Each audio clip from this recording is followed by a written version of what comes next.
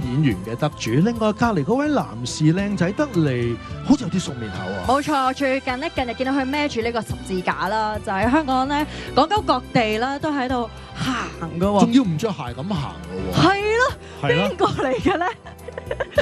歡迎佢哋兩位，你好。係哇！至於佢係邊個咧，我哋知嘅，不過梗係希望佢喺度親口介紹自己，因冇為錯啦。係一個好難得嘅機會嚟㗎。我知道佢係第一次參與我哋香港電影金像獎。Hello，我好少見到阿 George 咁緊張，喂，你好僵硬喎你。係不如先同我哋電影業同埋我哋廣大觀眾介紹下自己先。好啊，Lady First。係。大家好，我係謝永欣 Yoyo。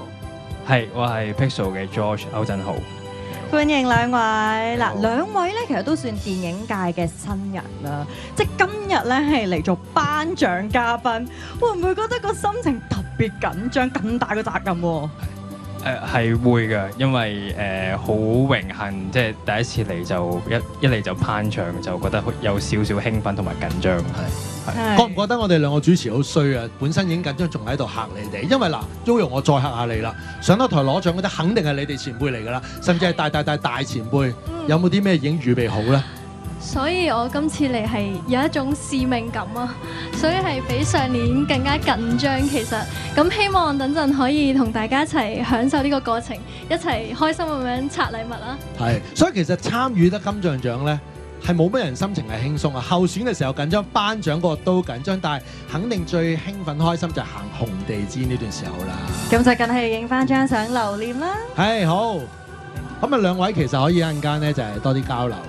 即係阿 George 喺電影嘅新人啫，但係其實入行幾年啦。Yoyo 上年有上過我哋金像獎個台嘅經驗，一陣間仲有時間可以互相。嗱，我哋都要同你傾下嘅，因為知道咧你嚟緊咧就有電影會上映啦。咁啊嗱，即係今日咧就係用頒獎嘅嘉賓身份，會唔會期待咧自己出年係以有機會提名咁樣嘅身份再嚟咧？